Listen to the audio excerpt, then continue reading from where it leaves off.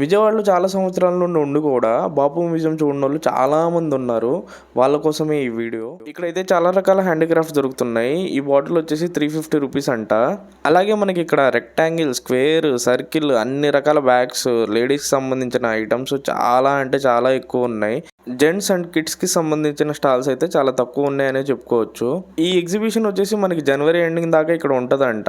ఇక్కడ ఏంటంటే మనం ఎగ్జిబిషన్ తో పాటు మెయిన్ గా చూడాల్సింది ఏంటంటే మ్యూజియం. ఇదే ప్లేస్ లో పింగళి వెంకయ్య గారు గాంధీజీ గారికి ఫ్లాగ్ హ్యాండ్ ఓవర్ చేశారు. అది ఇక్కడ చదవచ్చు కావాలంటే. ఈ హాల్ అయితే భలే విశాలంగా ఉంది. ఇక్కడ బాగా నాకు నచ్చింది ఏంటంటే కిటికీలు అయితే ఫుల్ కలర్ఫుల్ గా ఉన్నాయి.